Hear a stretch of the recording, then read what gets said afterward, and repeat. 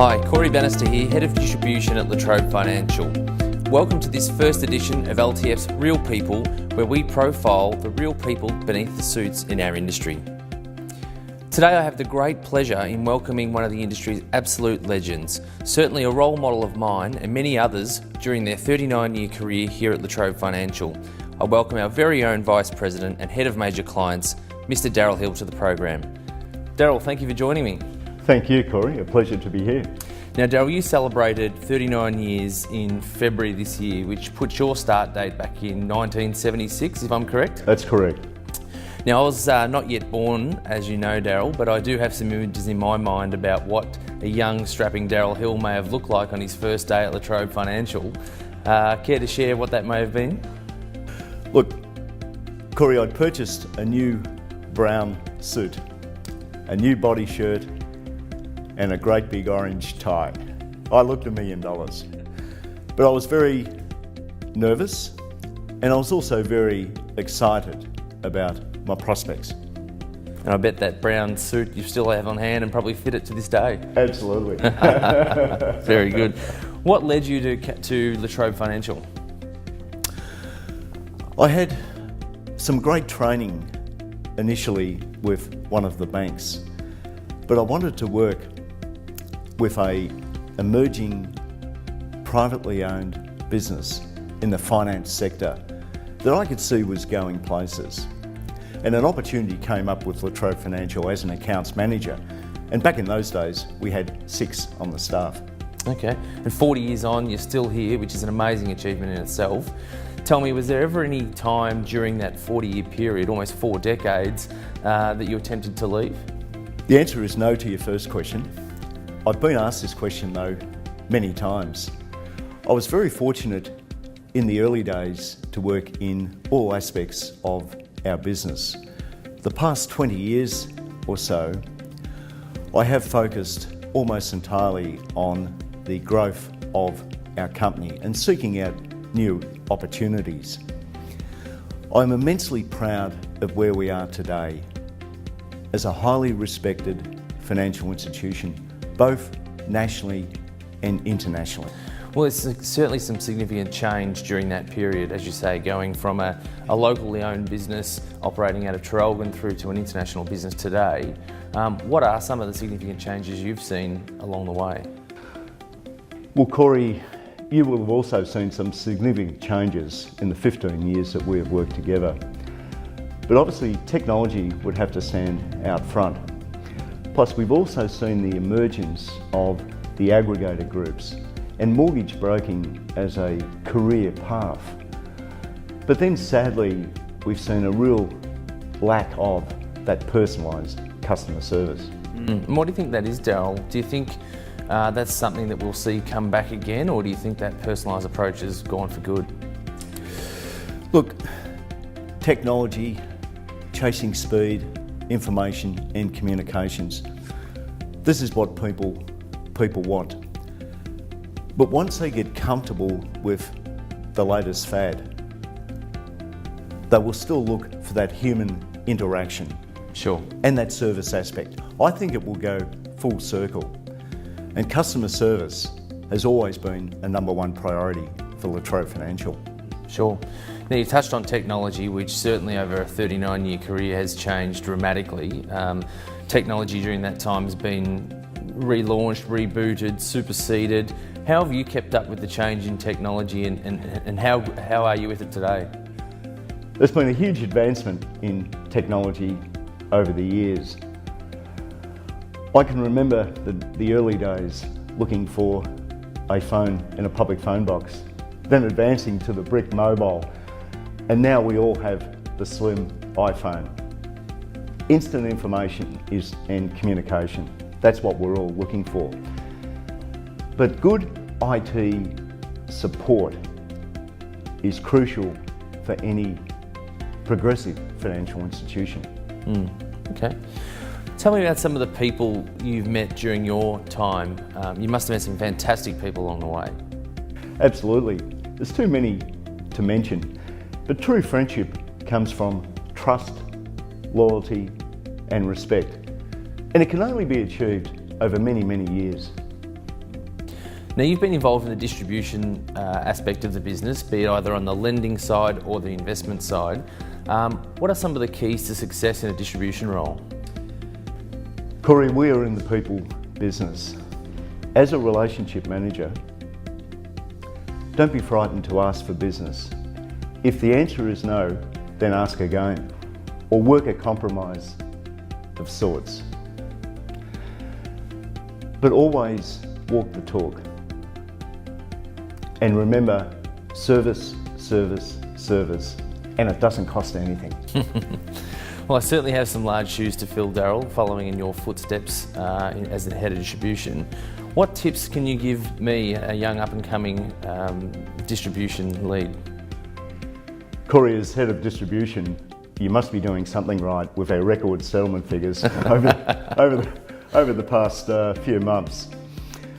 But it's important to support and listen to your team, both in-house and those out on the road. Be innovative in your thinking. And if something is not working, drop it and then move on. Thank you. Now, is there anything particular during your career that stands out for you as being one of the most satisfying moments? Well, Cory, every day of my working life is satisfying. But there was one period in the early days where housing finance was just not available. La Trobe Financial had worked with a local government municipality to achieve the first ever mortgage insured funding line to 95% of valuation. Now you can appreciate this was well received by the local residents and also prospective new ratepayers for that municipality. We then expanded this into other metropolitan and major regional municipalities, raising in excess of $50 million in that time. And this was a lot of money for mortgage lending in the 1980s. Well, you mentioned the 80s, and that, from a distribution point of view, must have been a fantastic time. Back in the era of long lunches and those things. Are those days gone for good, Daryl, or can I expect much of the same? Cory, I must have missed the long lunches and the moustaches now gone grey. But I still have my old purple work suit in the kids' dress-up box. Great. Well, now we've sort of touched on the lighter side a little. You must have some funny stories to share from your days in distribution. Is there any you care to share with us today? Yes, there are. This is a family show, Cory. But yes, there are one. One particular comes to mind, and I always remember this story.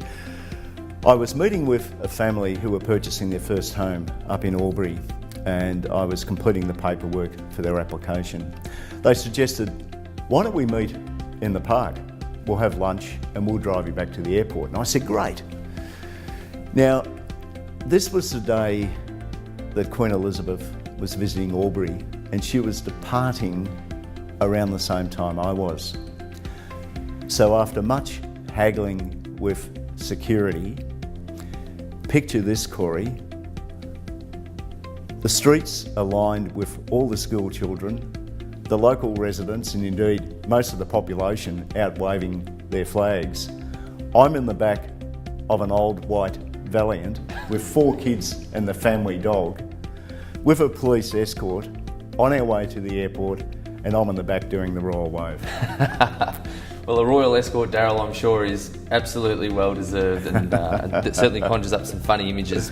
Yeah. Look, tell us, what are you doing now? People would have noticed your absence at PD days and conferences. You're not there as much as you used to. What are you up to?